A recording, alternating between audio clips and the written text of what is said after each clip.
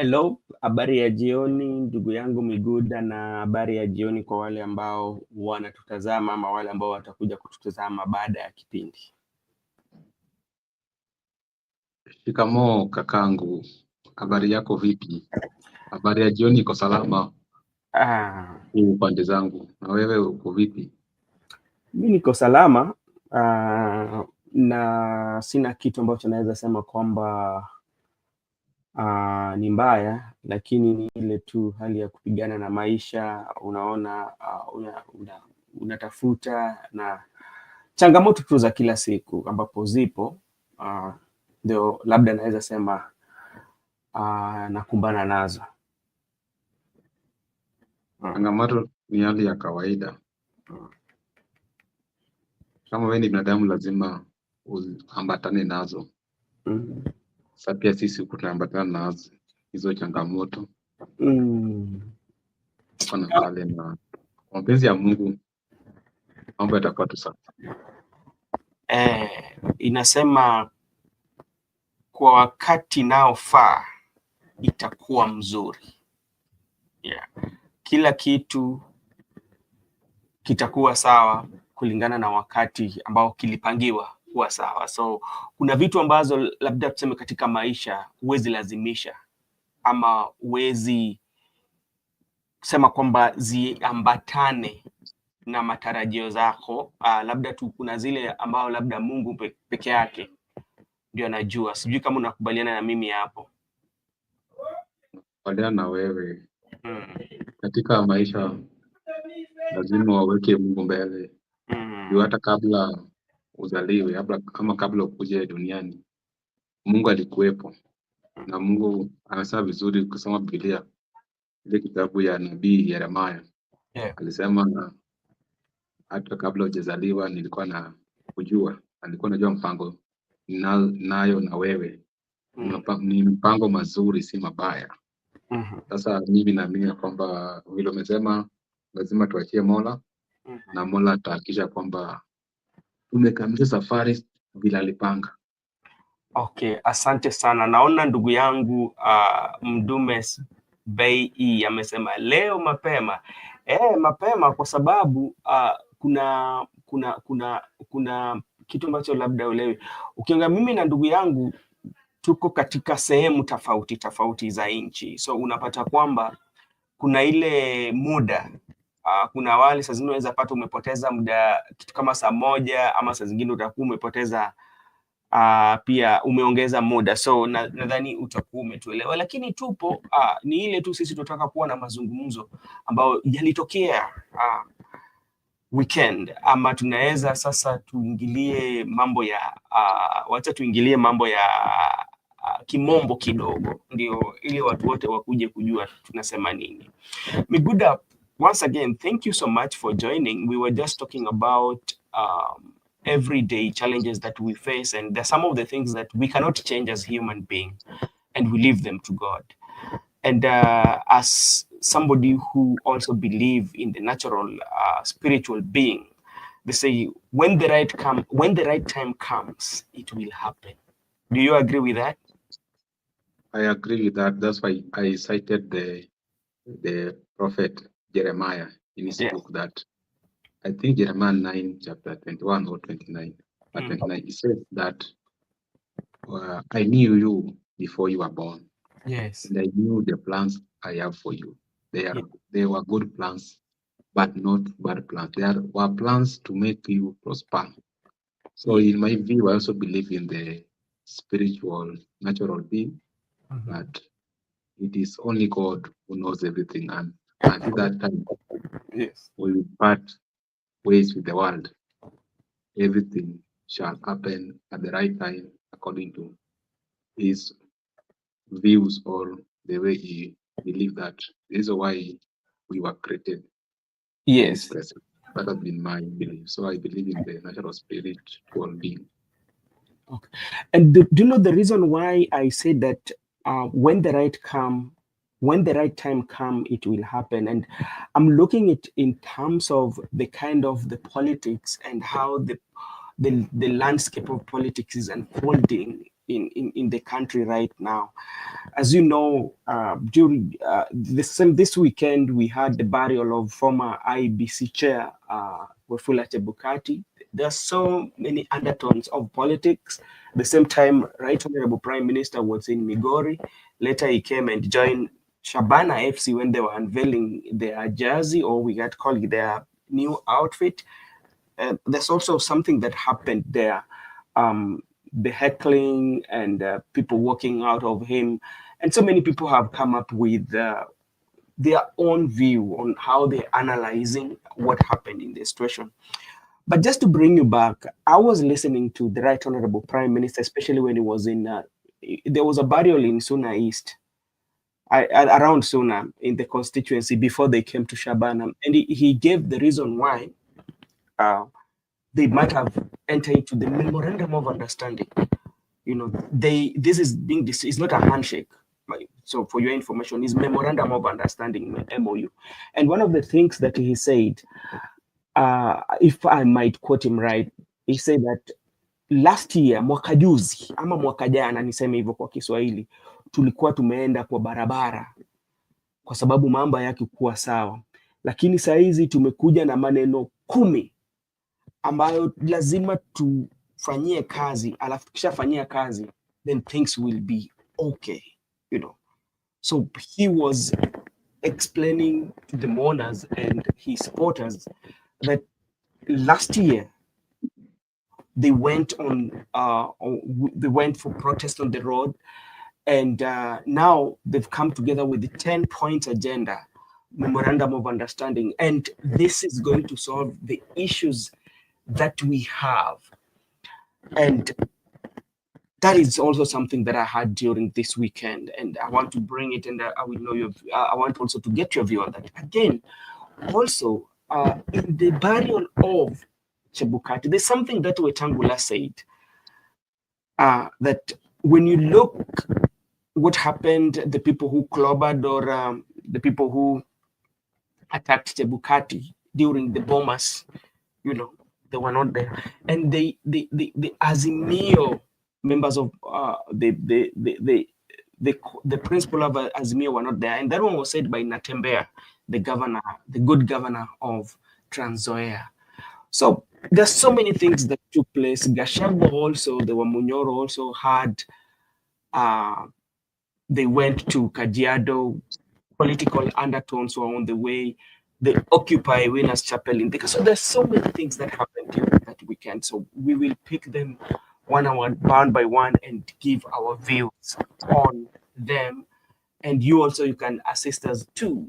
Baba alipendwa bure, lakini juu yake tulipoteza mafamilia, lakini best ni to betray. And he also talked about, thank you for writing that, because the Right Honorable Prime Minister said that, who did I betray? He asked that question. So Megoda, what is your take on, if you give a synopsis of what happened, and in a synopsis, you know? Okay, I wanted to give you, let me begin with the issue of MOU. Yeah. Memorandum of Understanding. We understand that it's not a handshake the way they have stated, and we are not in dispute of whatever happens between Ruto and Raila. It was, according to them, it was a memorandum of understanding, and it legally binds the two parties.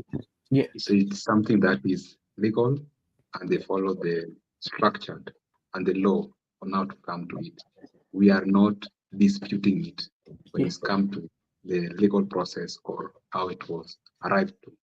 We also have our reservations about the document, that when we look at what happened at the Gusii Stadium, when Baba arrived, there was reaction from the youth in that Gusii Stadium. The reaction from the youth, it was never a positive reaction. It was a negative reaction. And since there was a appending of the signatures, we found that there have been a mixed reaction from either party. The reason why there could be a mixed reaction, because of the nature of the culture of the politics of the country, whereby our political parties are ethnic based, or our political parties are based on the loyalty of the members. There are those people viewed it as a strategic move, and there are those people, like my good friend was comment on the comment section, that it was more of a betrayal of the historical struggle. And I agree with him that it was a betrayal of the historical struggle. That's why there must be a mixed reaction. And whenever you saw people reacted negatively, the youth against the prime minister, is a clear indication that the youth want transparency into the formation. And let me just give you, when I want to give you synopsis first, I like to say that even though we are saying that it was legal and it's something that bind the two parties, but when you want to put in the practical perspective or into action, you find that it lacks legitimacy. The reason why it lacks legitimacy because the people's reaction, the negative reaction from the people, has made it lack legitimacy, even though it is something that is legal. It can be legal, but it it has this content from the youth. That is why I believe that it lacks legitimacy, because when people react, that's now the practical part of it. Other than the legal part of it, of writing it down, the reaction of the people, it does not it has not achieved the societal expectation. That's why people reacted negatively. And the people reacting negatively are also Raila supporters, but it is coming from the youth people. This can clear indication that there is that political fatigue, whereby people view it that doing the same thing the same time when they need expectation.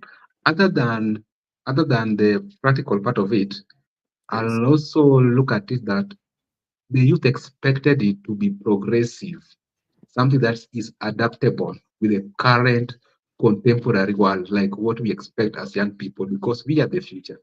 And in our view, it is not progressive, it is not adaptable with the youth because we expect transformation. But whatever he did was something like something he has done before, the cooperation with the government, and we have seen results. So we have not seen anything new from him.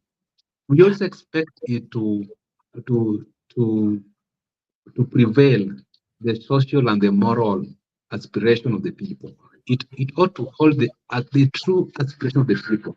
Right now, according to me, it does not hold any aspiration of the people because the people had their way, the younger people, and they expect the Baba to do their way. And it's like they have been abandoned and they have joined the government. And because of his long standing as a pro democratic champion guy, as someone who has sided with the people, someone who has opposed the oppressors. But now, when he joined hands with the oppressors, that's why I say, even though it is legal, but in my own view, I think it lacks legitimacy because it has not reach the societal expectation of the people. Okay, thank you so much. Let me take this opportunity to welcome our good friend Duari, and Duari is waving for us. Thank you so much, Mr. Duari, for joining us. You can also share with us your opinion on the recap. We're just doing a recap of what happened during the weekend and some of the things that we pick during the weekend that really catches the eye.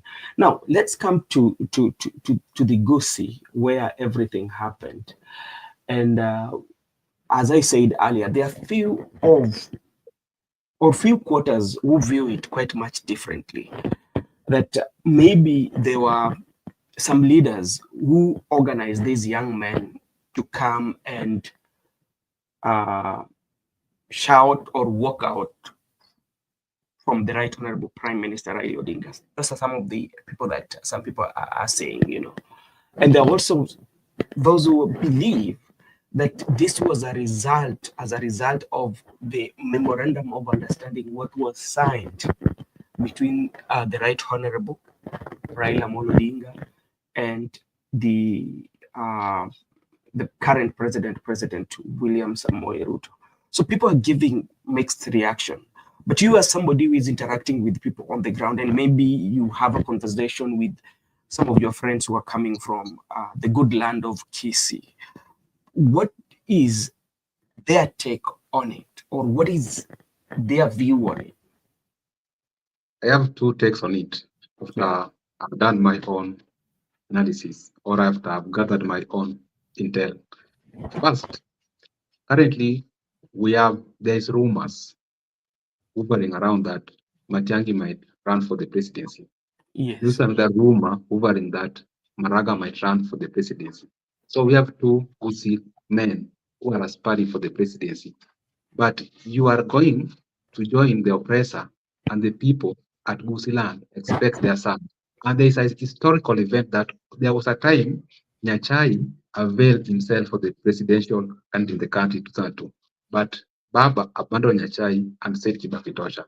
They are like viewing this guy whenever our son is approaching the presidential seat, he always comes in and starts doing his own things. That could be one reason. The second view, which I tend to have a broader intel about it, is that there are certain things that are hailing the country right now. The youth, particularly, that's why I say that it's a negative reaction from the youth, because the youth viewed it as a betrayal, whereby they were never engaged. Because the reason why it could be a betrayal, there is the interest of the MOU, according to the youth, is the elite interest and the political class interest. But the youth interest has not been put in the table. The reason why I'm saying that is because currently we are faced with hard economic challenges among the youth. We had issues of unemployment. We have some issues that are ailing the youth people. So the youth feeling that even when there was consultation by the Prime Minister, Prime Minister only moved to counties and consulted elected leaders in those respective counties. He never consulted Baraza. He never consulted a rally. That's why they felt that they were never consulted, they were never engaged, and their expectation was, that's why initially I talk about the issue of political fatigue. The expectation was they expect a generational change. But if he has decided to go and have a memorandum of understanding with the current president, it means that now their aspiration has been compromised. Now there's no generational change which is hovering across the country. Those are the things that could have led to that negative reaction from the youth, even though they are saying that some of them were paid or not. But whatever I've stated, if you try to gather your intents, you'll get them direct from the people that their demands ought to be have been put on the table. And let me give you one example. I talked to a certain youth today around Roysambu. He was explaining to me what happened yesterday. Those people working by the church. And he told me that, of course, me, I don't buy Unga, but he told me Unga is now approaching 200. It means that now those issues need to be addressed. The issues of Unga, the issues of oil, they are ailing the people. So in real time, there are things that the youth are feeling that were never addressed other than consultation and other than the historical struggle, betrayal of the historical struggle, and also the political fatigue. They can have their way. That's why I just want to state one proverb here. You know, when you have a shepherd and a shepherd has decided to join the wolves, sometimes the sheep can decide to go their own way, and that one can happen. So I believe that sometimes, even lastly, let me just say that elders can light a fire, but the people who will make sure that this fire will light until the end is the youth. The youth decide. So the people who are supposed to decide were left out, were never consulted, and the elders has made their decision. That's why, in my view, I said, and I've been consistent, that I am not opposed to a memorandum of understanding. Yes. It is valid, it is legal. But I have my reservation as a young person that the youth were left out, and the youth also need someone who is transparency, someone who is accountable, someone who is consistent. And the moment you abandon that consistency, the youth will view you as oppressor because your decisions are no longer progressive and they are no longer adaptable with the contemporary world.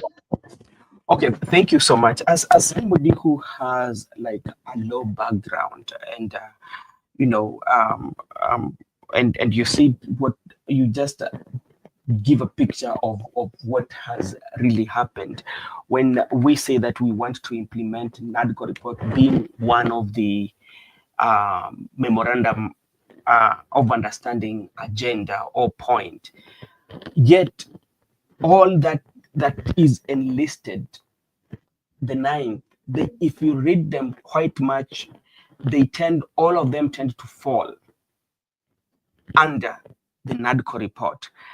And also coming from the law background, where this NADCO report that is one of the key agenda, the courts had already declared it unconstitutional. Yet the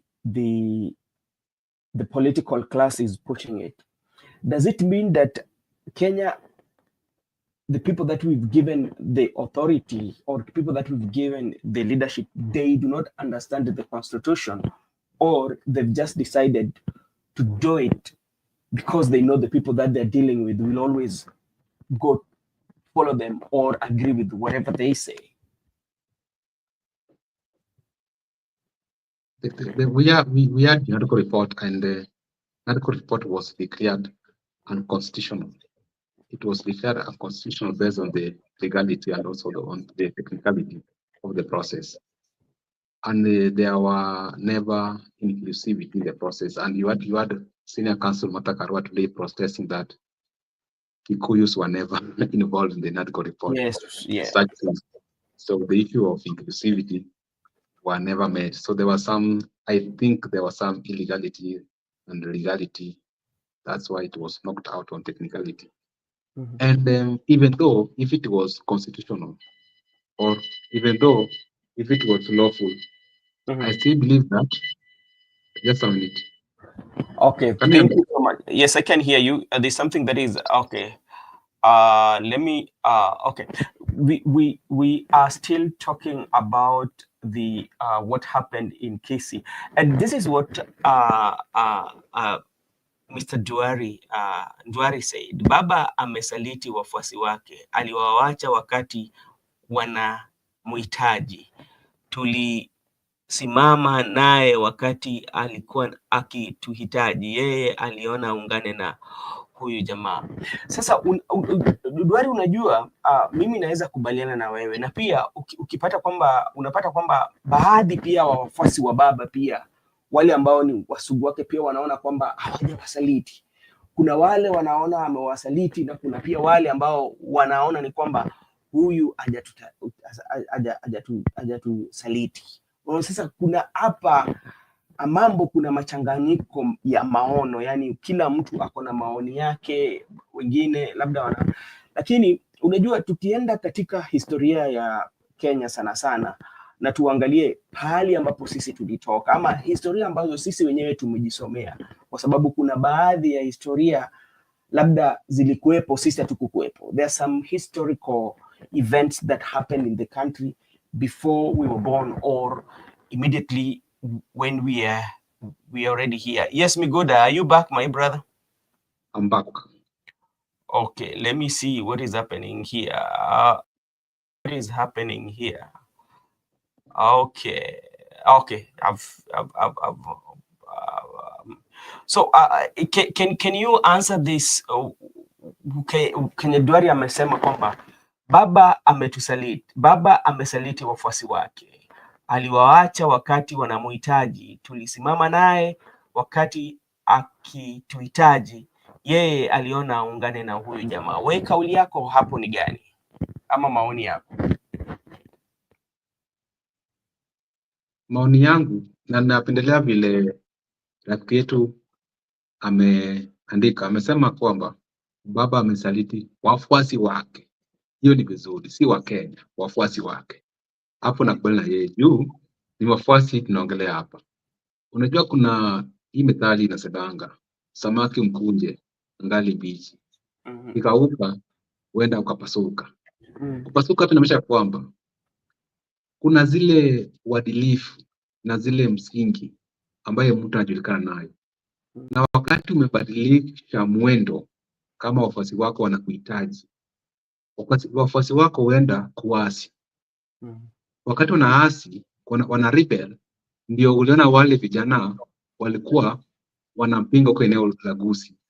Hiyo ni ya kwamba kama kiongozi ambaye umeshatembea na wafuasi wako kwa muda mrefu, haufai kuwaacha wakati wanakuhitaji, haswa kama wakati wa sasa. Hiyo ndio maana nasema nakubaliana na rafiki yetu ndio amesema wafuasi wake.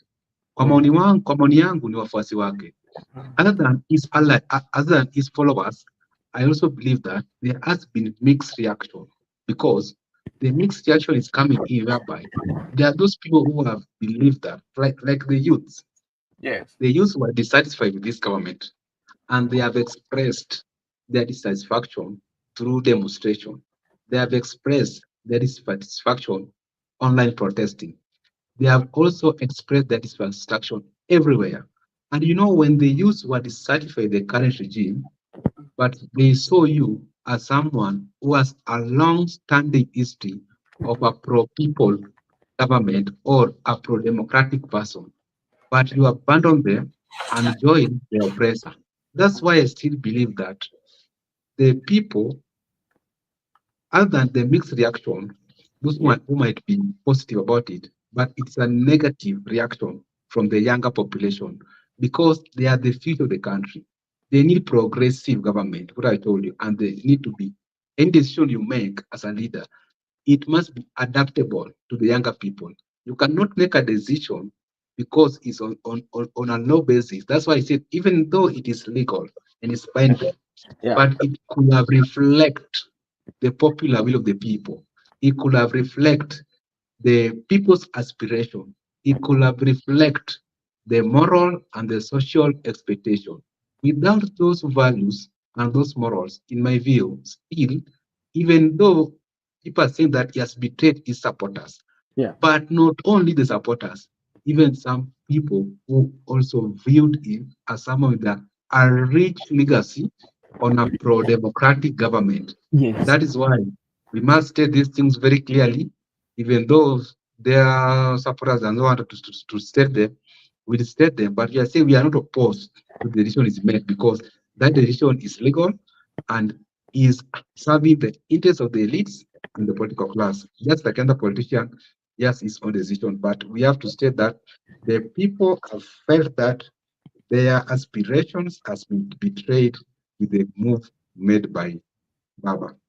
So talking about the people of Kenya, and now the situation is the way it is, because even if you speak, or even if you complain, there's this agreement that has come. And I was today listening to some of the especially the members of parliament who usually attend this or go to these big media stations like Citizen, especially TV, and that there's some of the things that they cannot explain. It takes them time to explain, and this is what my text. Raila didn't abandon anybody. They celebrated his downfall and expect Raila to fight for them. Raila has not betrayed anyone. Kila mtu apambane na hali yake. It is okay. And kama Raila haja betray anyone, so the same way you are saying that, then other people also, you should accommodate their views, you know. Yeah. If because that is how you believe. So what about the people who believed? Because maybe some people think like there's something that we call the role model. When somebody is your role model, there's something that he stands for that makes you to name him as a role model. Not so many people are being named their role model. Even when you're good, I know you have your role model, and there's something that you admire about this role model. So when there is something that you want to do it the same way your role model is doing it, passing that legacy. And this is something that Raila stood for, and that's why maybe people who are saying that he abandoned them, believed. Not everybody celebrated his downfall. There are those who were very mad when he fell, when he lost even the AU, not everybody, because like people have different their role model. Yeah. So there are those who are also with him who feel that he had betrayed them. So I think it's kind of 50-50. Thank you so much for your comment, my take. Then alichagua mtu badala ya watu. Yeah. So and Miguda, there's also something that I want us to look at. Can you clarify something there before you ask that question? Yeah. We remember we are basing our analysis on the Gusi reaction from the youths. Yeah. That's where our analysis is based on. Yeah. At the same time, we are basing our analysis on the mixed reaction. We have not selected that the people who oppose or the people who propose the move, but it is on the broader perspective, the mixed reaction and the reaction from the Gusi resident. Yeah. Okay, thank you so much. The issue of betrayal, I have explained that it is not that he betrayed the individual or person. Mm-hmm. I talked about betrayal of a historical struggle. This is also what my take is. Most of the people saying Raila betrayed them don't even vote. The others who vote don't vote for him. Stop blaming Raila for working with Ruto. He listened to us, his supporters. No, this is something that we want to make it clear, my take. We are not blaming Raila. And by the way, we are not even blaming Raila for working with Ruto. Yeah. What we are saying, we are basing our analysis on what we see on the ground. Yeah, especially if you're very keen enough, you know, and I want to take you to the history so that you would know. When Raila worked with the Ruto, when Raila worked with the President Uhuru Kenyatta was a darling to Raila supporters then, and you could not question that, you know. Yeah, so this is politics, you know. I at no any time will I even say that I'm very happy or because this is a politics. This is something that they do best. This is what they do for their living. Yeah, what I do for my living is quite much different. So it doesn't cost me anything. But now we are basing our analysis on what we see on the ground, the reaction of the people. Some people are celebrating, some people are not celebrating, and you saw that with the AUC. You know, there are people who celebrated, you know, and people who are very happy that he did not win. And there are people who felt like, oh, and it has always happened. Every time Raila loses, there are those who are celebrating and there are those who are not celebrating, you know. So it is always that one in politics. Yeah. Yeah, to hell with the struggle, let others also struggle. People have been struggling. If you study the history of Kenya, go and study the Koigi Wamwere of this world. Go study the Gitobu Imanyara. Go study Pinto Gama. Go study Wangare Maathai. Go study these people. In Kenya, everybody has struggled in different. Raila has maybe struggled in the political world. There are those who have been struggling even to save our environment, people like Wangari Maathai. So the struggle for each and every person is quite much different. So that is something that we also have to agree on. Yeah. So everybody struggles, you know. Even you are struggling. There are some things that you're struggling as a person. It might not be political, struggling in life, struggling to make a good living. So it's all about struggle. So each and every person has his own struggle that they are fighting. So that is also something that we have to agree. Yeah. So, or Miguda, am I wrong?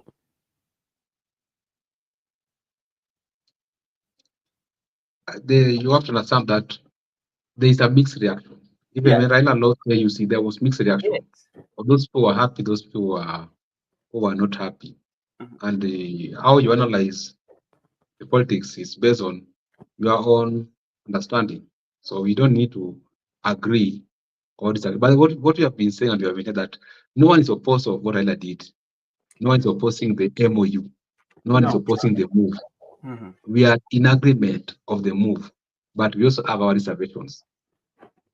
Yeah, and it's because it's a free world, you know. That's why if you are not happy with the agreement that has been signed or the MOU, the Memorandum of Understanding between the Right Honorable Prime Minister and William Ruto, you have options. You can join Wamunyoro, you can join Martha Karua, you can even join Barack Muluka. By the way, Barack Muluka has a party. Do you know that? I know that. Yeah, Barack Muluka as a party. We have Agustino Neto, especially if you're coming from the lake. There's Agustino Neto also as a, I don't know, he's a green UGM, UGM. United Green Movement. We have Ochieng, the member for Ugenya. MDG. So there are so many options. If there are people who feel like they are not they're not happy with what happened between the Right Honorable Prime Minister and President, they have that option, you know, and come up with the issues and tell the Kenyans on how they want to liberate Kenya, you know, because the route that the Right Honorable Prime Minister Raila Odinga and President Mugai Kenyatta has taken, the President William Ruto, they feel that is the best option for Kenya, and they feel that that is what they can build Kenya. Yes. So the members of the public who share the same aspiration, who share the same view, who share the same admiration for the two, you know, you cannot stop them from that. That is something that I believe. So it is an open space. Yeah, let me say what my brother is saying. Support, you want, let Raila support. Yes. Actually, now we are speaking with you the same language. Yes. Everybody should support wherever they want to support. We cannot make like say Miguda, I want you to support Raila. No.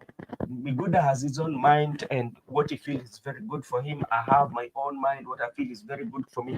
My brother also has a good, what he feels he can support. And then let's come on the political field. Let's beat each other on the ideology and ideas. What can work for Kenya?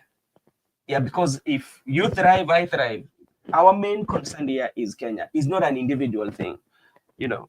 If they can bring changes in Kenya, well and good. If they cannot, then there are options that people would go for. So that is also something that I hope we will agree with you on that. Gibson Connor, thank you so much for coming. I hope you are having a good day. Today we decided to come so early because of the time differences based on the two hosts. So I know Meguda and Makubura might be coming later in the course of the day for the second session of the show, which I might not be available, but I will be following. So, Meguda, now let's come to let's say what. Imagine nilikata ticket kutoka Italy vote, but sina la kusema. Yeah. So that is what we call the betrayal. You know, on your side you feel betrayed. You know, so that is betrayal because when I think people vote ideology, you know, if you look at how President William Ruto sold his ideology and agenda during the hustler and what, which has not actualized, it has not materialized, you know, and hopefully, I hope that with the memorandum of understanding, they bring in the ideology of ODM because it's no longer Azimio, because Azimio is not in the pact. The ideology of ODM and the ideology of UDA, if they can deliver to Kenyans, well and good. Or Miguda, what do you think? And then based on I want to maintain the pace. Based on the reaction of the youth at Gusii, you cannot say that Raila was warmly received at Gusii. He was never.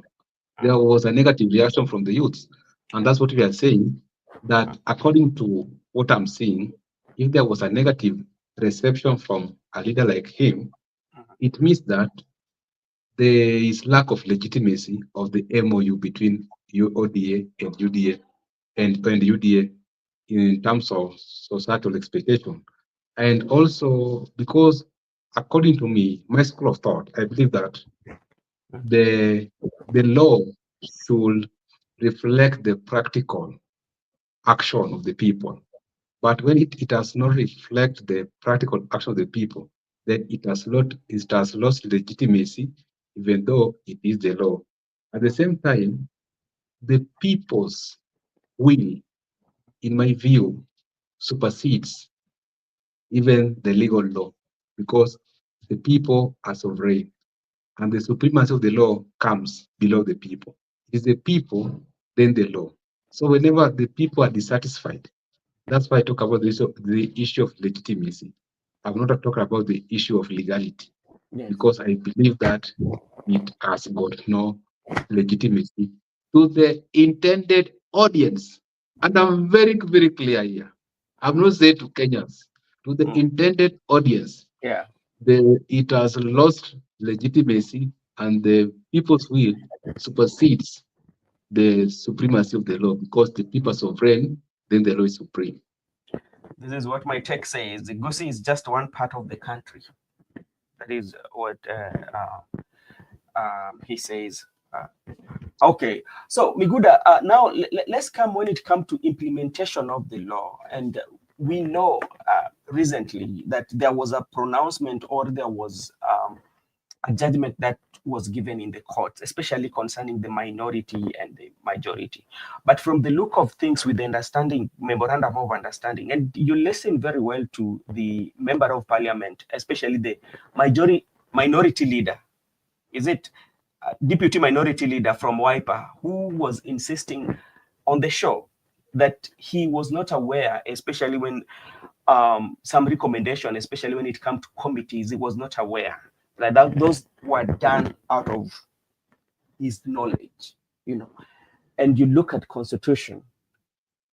I asked you earlier, does it mean that our members, the leadership, do not understand the constitution, or they just decided not to? Our leaders understand the constitution very clearly.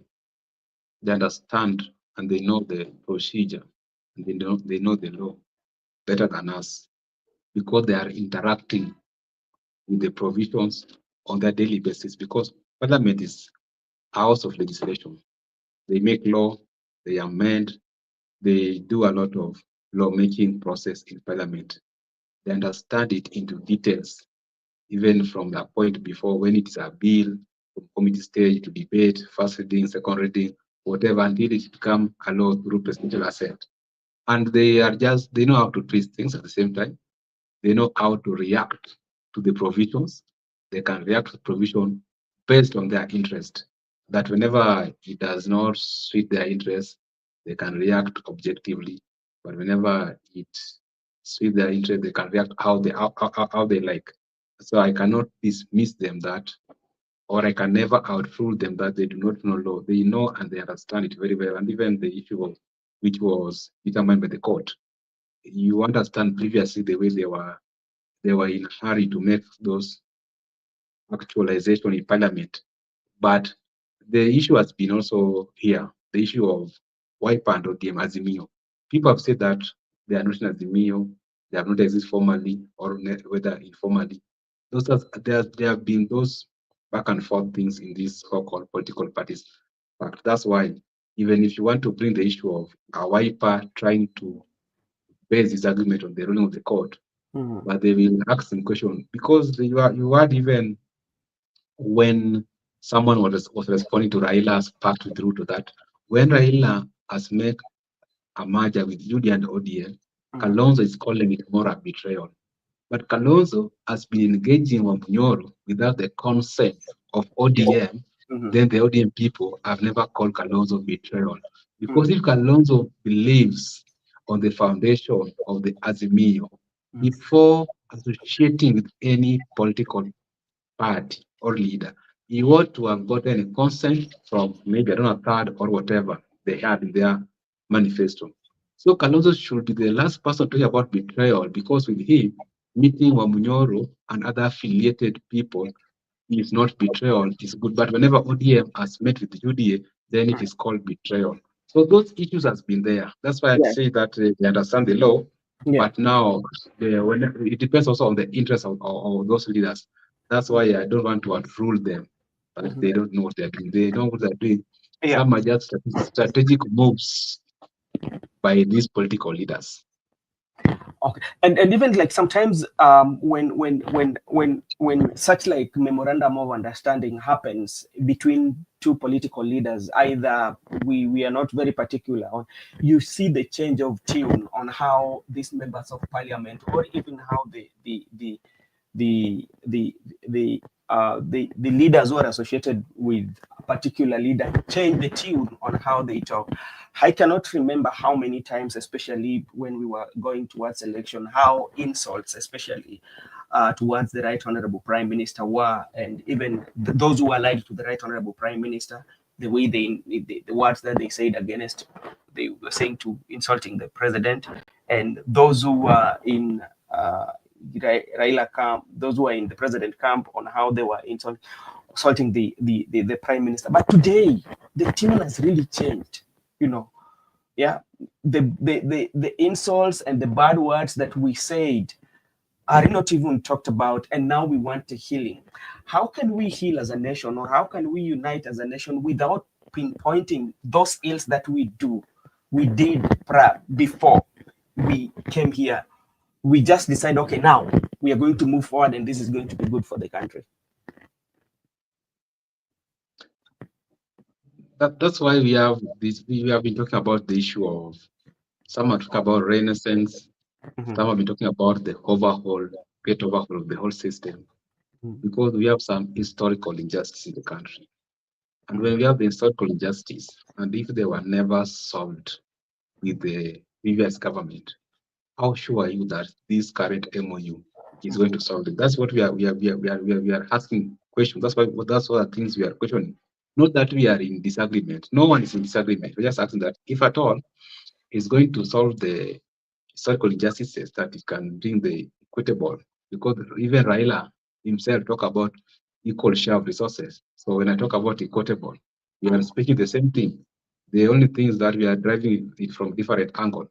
But if it's a matter of bringing equity into the Republic of Kenya, that's why we are saying, if at all they can persuade the people, or they use that, this they are called MOU, is going to directly deal with the issue of economy, the hard economy among the youth people. Is going to solve the issue of political fatigue in the country. Is going to solve the issue of betrayal, because talk about the betrayal. If it's going to solve those political, historical injustices, then it is good for the country. And we said that if this MOU is going to solve Kenya's problem, we are in 100%. But if it's not going to solve our problem, we are going to do the same things, going around circles, then we are at liberty to have our way, or have our say as the people. And the people does not mean that if I say I'm where the people are, that now you are with Wamunyoro or Kalonzo. No, the people, Kalonzo might not be with the people, or Wamunyoro. We are with the people. Does not mean that you even Raila as people. You can say I am with the people, but you're with Raila. Even Ruto as people. I say I'm with the people and I'm with the Ruto. So there is no specific definition that these are the people, that only Wamunyoro people are the people, or only Raila's people are the people. It depends on how you look at it, because according to me, right, when I say that when we have an oppressive regime who is oppressing the people, then I'll not join that regime, but I'll go where the people are. That's according to me. So when we find ourselves in the same camp, then we are with the people. And when we find ourselves in the same camp oppressing the citizens, then we are not with the people. That's according to how I've been putting it. So I believe that until we solve out the historical injustices, Brother Benson, and there are even some, we have some which were never implemented, like the TJRC report was never implemented to date. If we can implement those reports, and there was a time Raila talked about implementing it when he got to presidency. I don't know what happened. And lastly, before you come in, right now they are in union. ODM and UDA are in a union to transform the country. Raila has manifestos. Ruto has his manifestos. They can merge their manifestos, and they can solve the issues like the Baba promised people, Baba Care. Baba Care. They can use the right time to introduce Baba Care, because he's one of the key decision makers in this government. He can decide to bring in the Baba Care and do away with this called Taifa Care, because Baba Care, according to Baba, it was the right one. This is the right time now, Prime Minister, to give each and every household 6Ks the way he promised.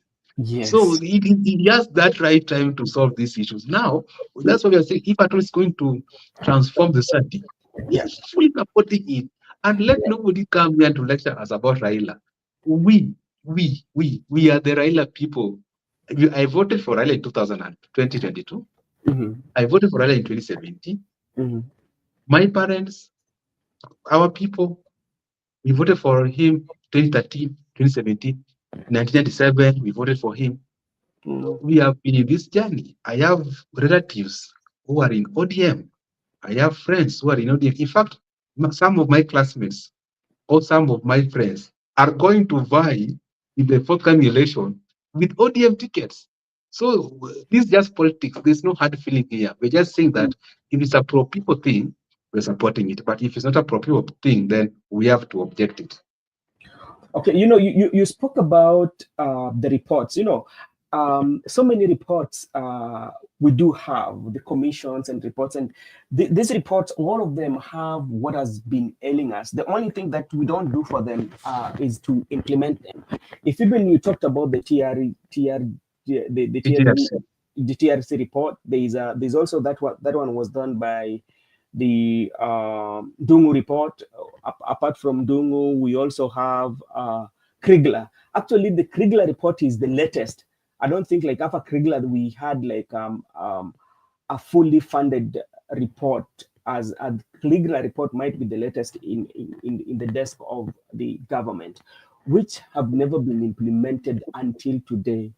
But we keep on, each and every election cycle, we come up with these commissions. We had BBI, and the BBI did not go through. Now we have the NADCO, which is a replication. The BBI is a NADCO. There's nothing different about the NADCO and the BBI. So if you can implement these reports, then we can have a better country. And one thing that also we have to agree, Miguda, is that the leadership we have, the kind of leaders we have, I think might have also contributed to where we are. When you look at the history of multipartyism, from the history of multipartyism to where we are, the multipartyism was a very, very, very, very, very good idea for the country, and this was going to create accountability and transparency, and even to expand the democracy. But the very moment we came with the idea of mergering, whereby for us to be in the presidency or for us to win the presidency, we came up with the idea of bringing these mergers, having this post, though it is constitutionally, it in our country is allowed. You can have pre-pack and post-pack, But remember, these are people, sometimes they do not share their ideology. The parties do not have ideology. The parties are individuals. They're driven in, the individual has a say in the political party, even than the delegates. What the NEC says is what the owner of the party wants. That is a fact. It's something that we cannot run away from. So as much as sometimes we might complain about the country and how the country is run, all this thing is all the issues that we are having together with the leadership as a result of the political parties that we have. These are the people who gave us this, because if we cannot manage our political parties, how can we manage a country? And that's why sometimes we have to have points of departures with our friends, because Ruto has been president from 2022. Yeah. And he said that, yesterday he said in Nairobi that from today henceforth, we have begun to work. So what has he been doing in office? It means he has never been working.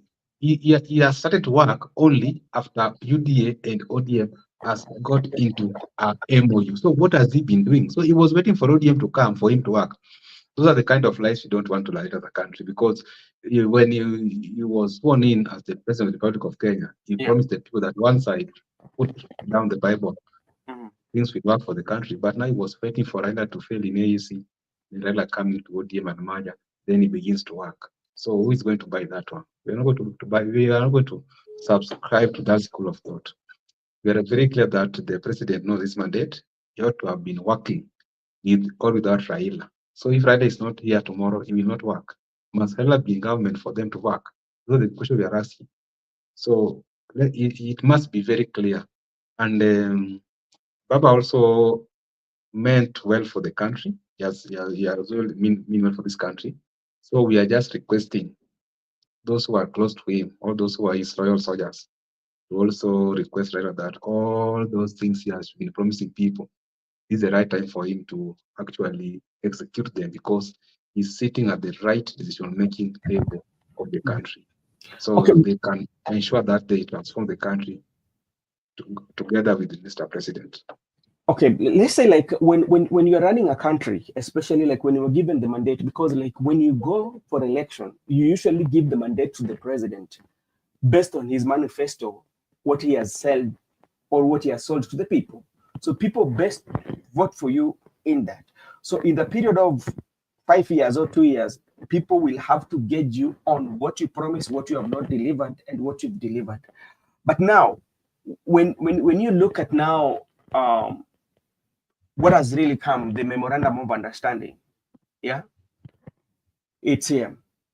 How will we judge President William Ruto on his mandate? Remember, it happened with the Uhuru Muigai Kenyatta, whereby the president himself was saying, we failed because there was this mongrel. You remember that in the Charter House.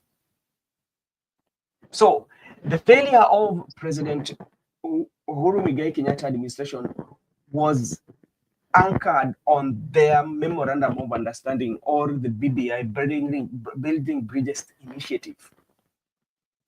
What about this one? How are we going to judge him after 5 years? After 5 years, we will share it. We will share it. We will look for the time Ruto was working alone, achievements and failures. Then we'll also pick it from the time they entered into memorandum of understanding ODM, achievements and failures. Then we'll weigh, is it true that Raila brought success to the government or not? Or if Ruto was alone, he was doing much better compared to when they come together. We will, at the end of the 5 years, we'll be able to now look at, we will weigh the time he was alone and the time there were two of them, that which time actually we saw changes in the government, or we saw the government delivering service to the citizens, so that we can have for now we cannot say that we can have a conclusive report of this government until that time when we can wait, because right now we had someone who was running a government by himself as a president, UDA party. But right now there is that legal document between UDA and ODM. So it's a merger of two political parties going forward. So we will be able to know that when there were two mergers, what happened, and when it was a single party, what happened. And the issue of multipartyism, we also talk about the issue of multipartyism democracy. The Kenyan administration, where sometimes we are a single party state, and even what informed that provision of the constitution that Kenya is a multi-party democracy is the issue of the single party state, where Kenya was viewed to be diverse in terms of cultural, in terms of social, and even in terms of economical. So we are diverse as a country. Therefore, there is how people can have different views of things, or different ideologies, or different philosophies. Therefore, you are at liberty to have your political party based on the ideologies, which can either be similar or different. But later, we had also the issue of you can merge the party to coalition either before or after election. Therefore, I still support the issue of multi-party democracy, because it's develop our democracy. Also, it also creates leaders, because they are leaders. You cannot be put into one political party. You must have what we call self-determination. You must identify your political independence as an individual, that you don't need to, you are at liberty. Maybe I might be in ODM, for instance. Somebody can be in ODM, but I can have different opinions how I look at things. If my opinions cannot be incorporated in the party, I'm at liberty to walk out and form my own political party. The way Ruto walked out of ODM and formed UDM, ended up with the URP. And Ruto was very clear that the reason why he ought to have moved from ODM is because there was a certain rule. That rule number one, the party leader was always right. Rule number two, refer to number one. So it's okay, me, I cannot be under somebody. I need to establish my own political party so I can become a leader. He walked out. People have walked out of the political parties. Therefore, I believe that the multi-party democracy, it gives you space. Whenever someone cannot incorporate your idea, whenever someone cannot allow you to thrive politically and have the people, you can chart your own political path, you can chart your own political ideologies to the people who you intend to advocate for their rights. Like there's a consequence that believe that currently in the ODM that there's a consequence among the ODM people that believe that they have been betrayed. Okay. And those people also believe that Baba is right. So if Baba is right, stay in ODM. If Baba is wrong, you are at liberty to form your political party. And we are not in dispute over this. That's what I want to say, Brother Benson. Back to you. Okay, thank you so much. I'm seeing Kevin Makobura is in here. And Kevin, habari gani kaka? Yes, good evening. Yeah. I'm okay. I've been good. I hope you guys are also doing good. There's an echo coming from your side. Just check and let us know when you're done. An echo? Yes. Okay. Okay, thank you so much. And this is what Gibson K. Ruto exercising figure of speech. There's a lot of unfinished project with many starting too. What's going to happen with Raila 60 shillings per household is going to be implemented. Hopefully, if that is implemented, that one will be a good, especially at this time when our brothers, some of them who do not have jobs, are going through hard times. So that one will be a plus to the people of Kenya. Because anyway, that is their money, so they need to get it back. There's something also that Makobura, Migoda, we need to talk about. You know, one of the things that may make Kenya the next general election still to make the country to have not the best president. Whoever is going to come might not be the best. It's because of the narrative of tribalism. And it is real. Do you know the reason why I'm telling you that? People might vote this way. For instance, there are those who might vote to punish another community just because you don't agree with them or don't agree with them. But they don't vote the ideology, or they do not vote the visions. You understand what I'm telling you? Or am I too much? Yeah. So we might end up, the country might end up not having what the kind of leadership that they want, but to have a leadership that is not going to achieve the ideology and the dream of the country, because people are going to vote to punish. Yeah.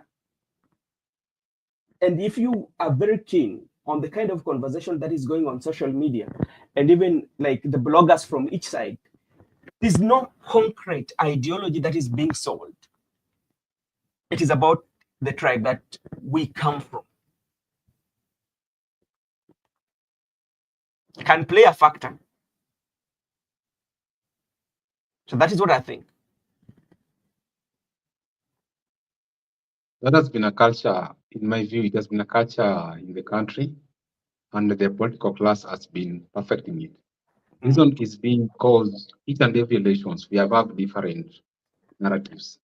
Remember the previous election about the issue of Atlas versus dynasties? And it has been there even 2013 when Uhuru Kenyatta was coming to power with the Ruto. There was issue of digital versus analog, that the cord coalition was analog and the Jubilee coalition was digital. For the young people, they were going to give the school kids laptops. And we haven't seen those laptops to date.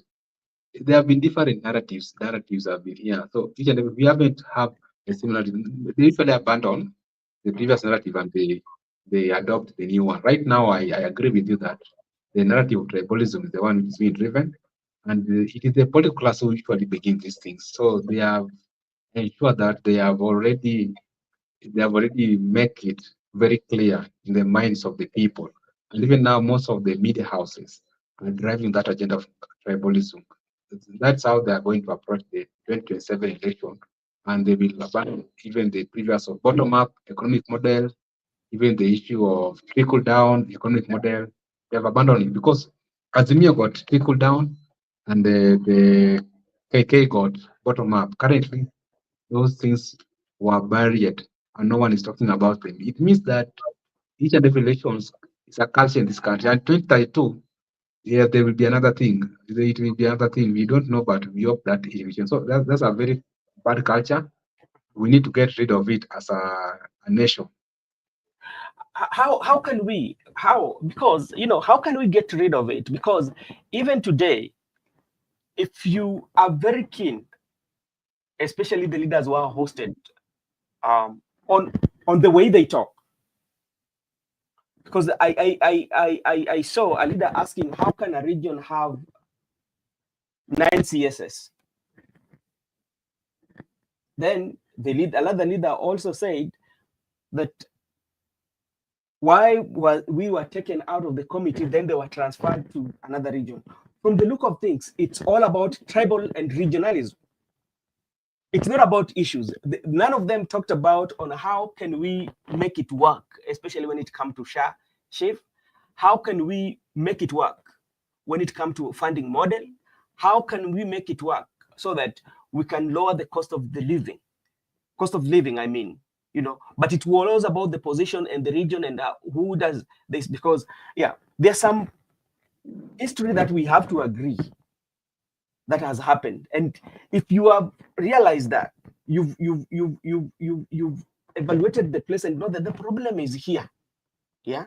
And I showed one of it was asked, who has the powers to appoint? Even in our political parties. Yeah.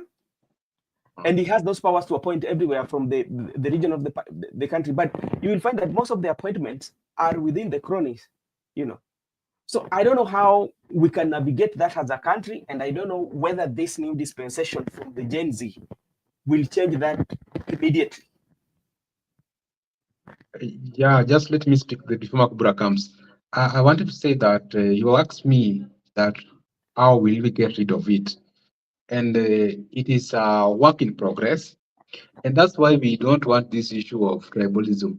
Even if we are talking about inclusivity as a country, there are those people who still insist on tribalism, that you must punish somebody, No, don't punish anybody. You need to speak about inclusivity. This issue of tribalism, we need issue-based politics. That's why I still maintain, and I'm entitled to my opinion without any fear of contradiction or consequence, that the UDA and ODM MOU fail the test of modern political legitimacy because it has not aligned itself with the progressive and adaptability of the contemporary world effect.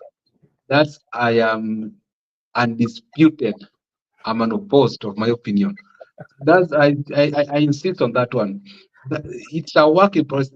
People want us to transform drastically. It can't be drastically.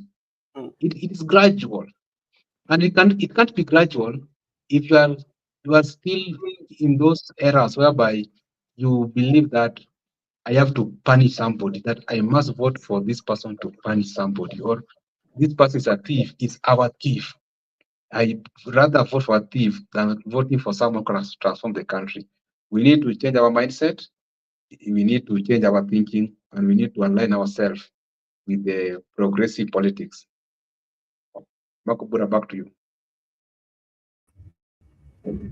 Okay, thank you. I've just gotten in.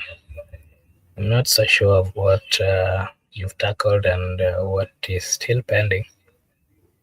So maybe you can just maybe take me through on what you've discussed. I give my opinion and then maybe we close kindly. We have done so much about the issue of reaction from the youths, or when Right Honorable Prime Minister visited Gusii Stadium. So you can just have your discussion around the mixed reaction from the people, and maybe you can just close the show.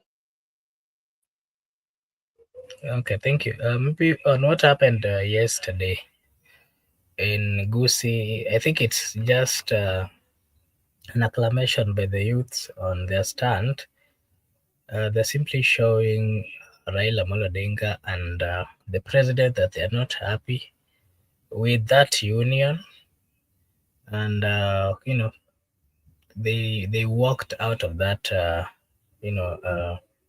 football pitch chanting Ruto must go. And I think that's a sign that as much as the former prime minister united with the president, there is a number of people who are not really happy with that. and I think it also shows much when it comes to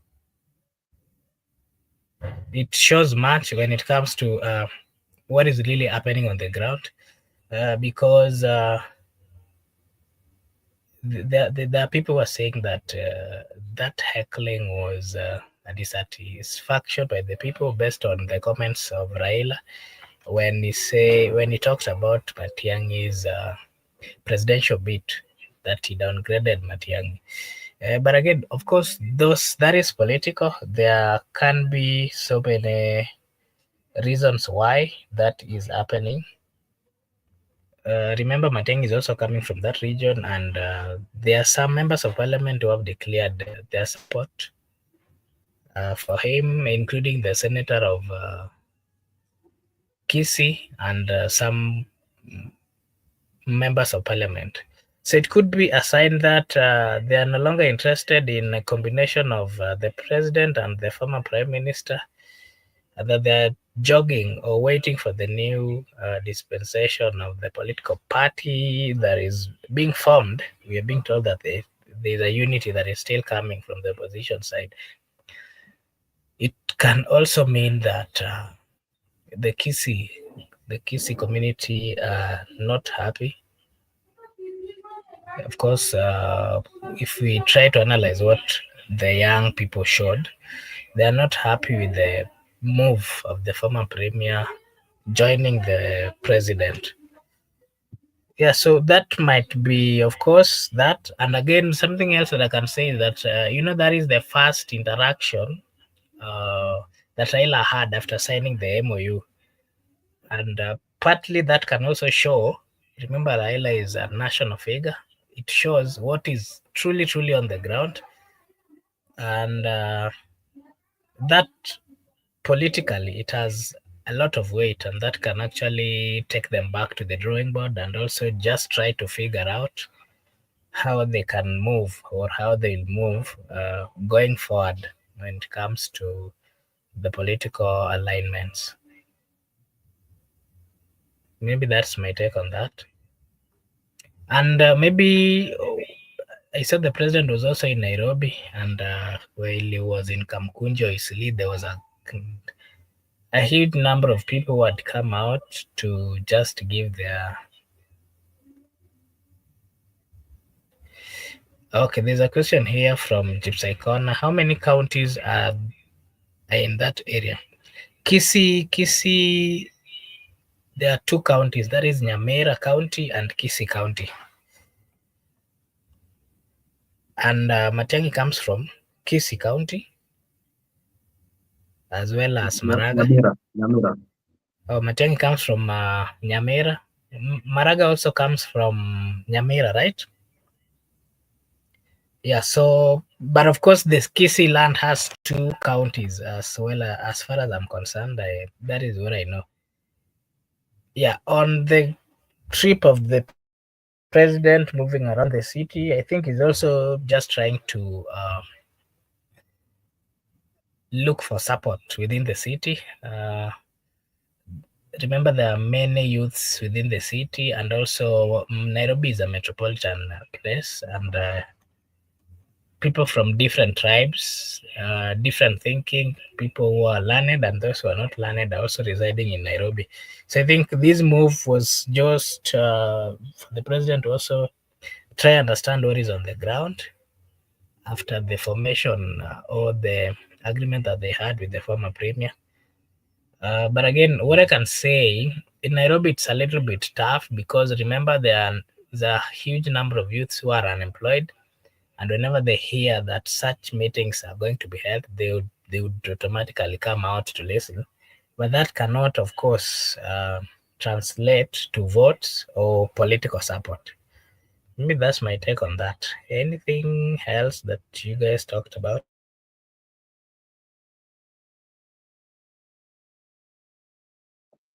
You can tackle the issue of multi-party democracy. Yeah, so the issue of multi-party, this is a struggle that started in 1997, when the likes of Raila and some like-minded, they came out to just give their opinion on what they thought about the multipartyism. And it's a struggle that they went through, and finally they got it done. And the constitution came out and actually approved that. So multi-party is something that is there. It is something that has been approved, of course, by the constitution, and it is one of the things that as a country we are really celebrative of, because it has opened and it has also given the people of Kenya a right to just give the opinion, make their political moves, have their own stance, and also it has actually broadened and given the people a leeway to fully understand themselves and to express themselves based on what they think and their political moves. Multi-party, I think it has also given a good leeway for people having a different political decision or moves. And through that, we've seen a new generation of young people coming into the political limelight. And it has also somehow taken home, or I would say taken home, those people who are octogenarian, those who have played politics for quite some time, and they've been known as the owners of politics, especially political positions in the Republic of Kenya. So democracy has somehow given that leeway for young people to also venture or get into the political limelight and also to give their opinions. There's a time that we've seen political leaders or presidents trying to do away with them or to fight democracy and multi-party. If you remember what was happening during 2022, the president, while he was the deputy, when he formed his UDA party, he was trying to tell anyone who wanted to join or support him that they should fold their party and join one party. And there's a good number of people who resisted, and they signed MOUs based on their, party ideologies and party constitution. So that is part of the progress that we've made as a country based on the multipartyism. But even if you look at what is currently happening, remember Azimio, there was Azimio and then there was Kenya Kwanza. ODM was the biggest within Azimio. They've come out to have their own thinking, their own political move, and they've left some parties who formed with them, Azimio. And that also shows how we've improved when it comes to multipartyism. Yeah, that's my take on that.